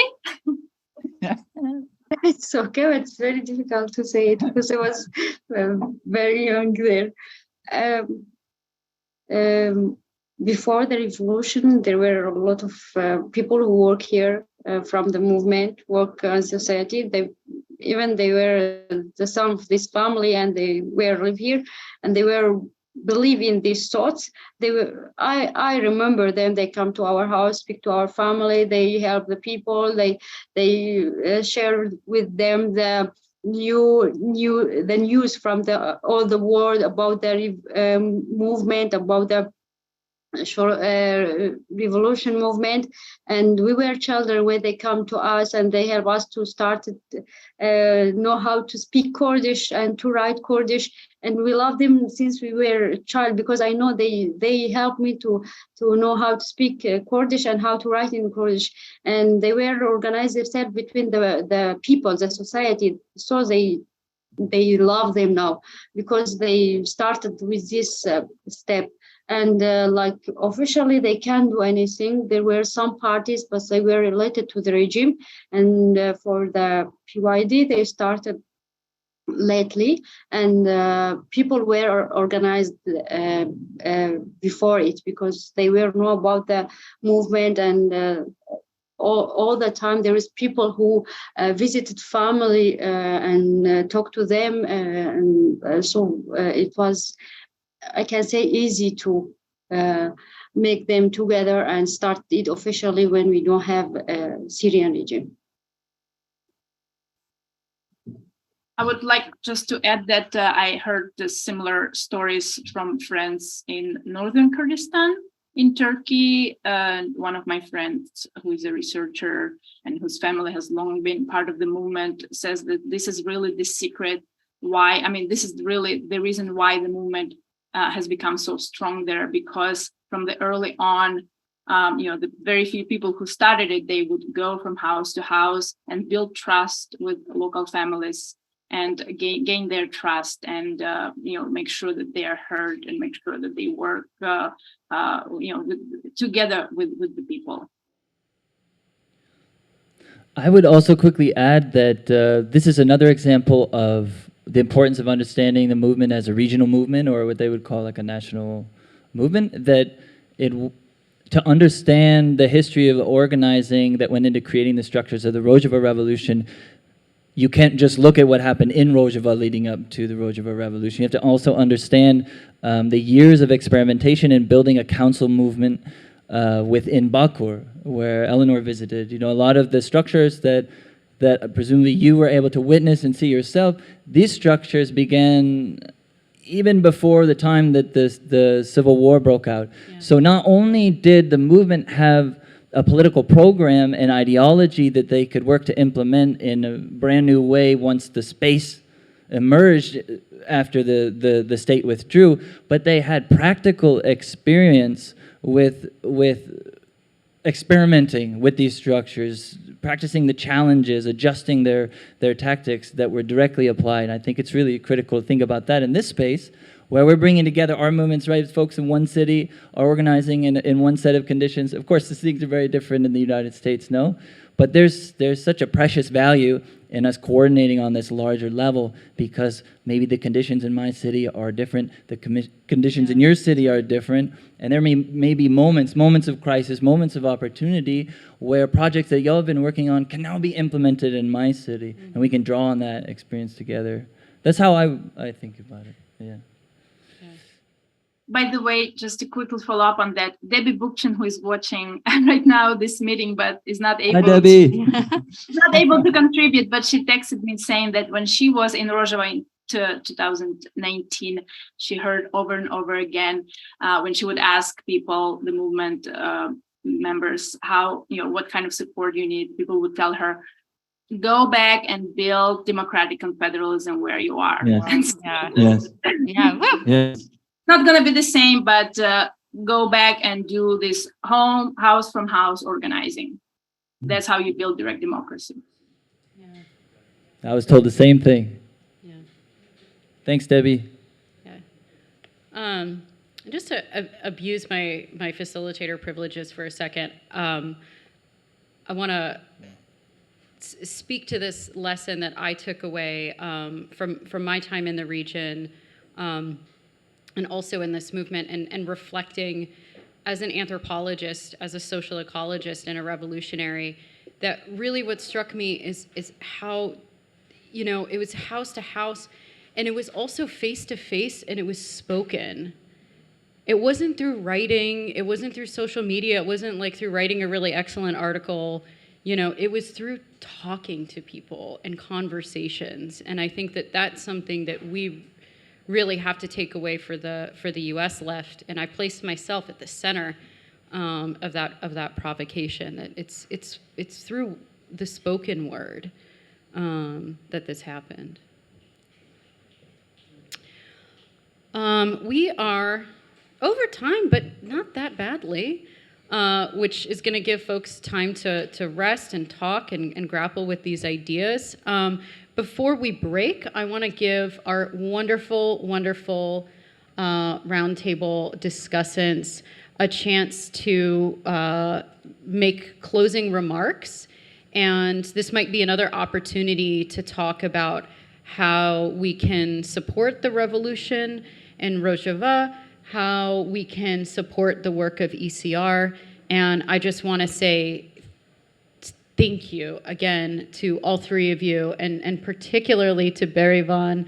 I have lived the struggle of giving a talk in another language, and it takes so much courage, and obviously it takes so much courage to be in the revolution that you're a part of. And just thank you so much for all of your courage and strength.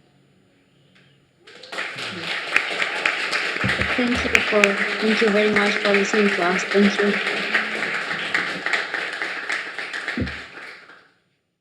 So closing remarks?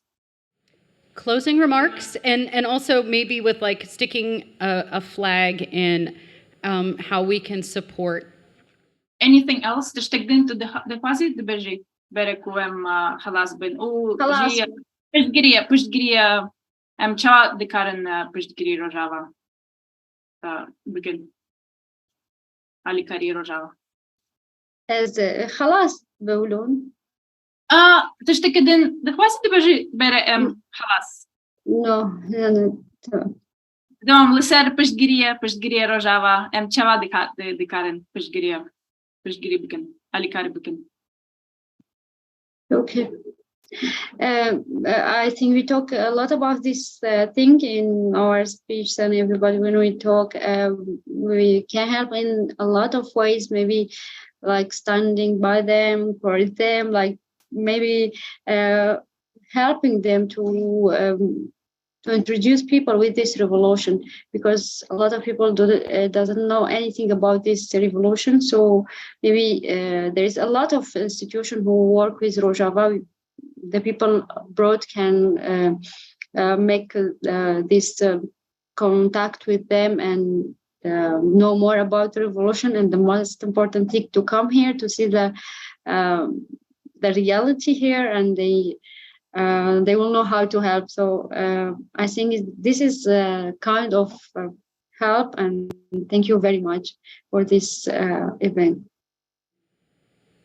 Thank you. Let's get another round of applause for Berivan.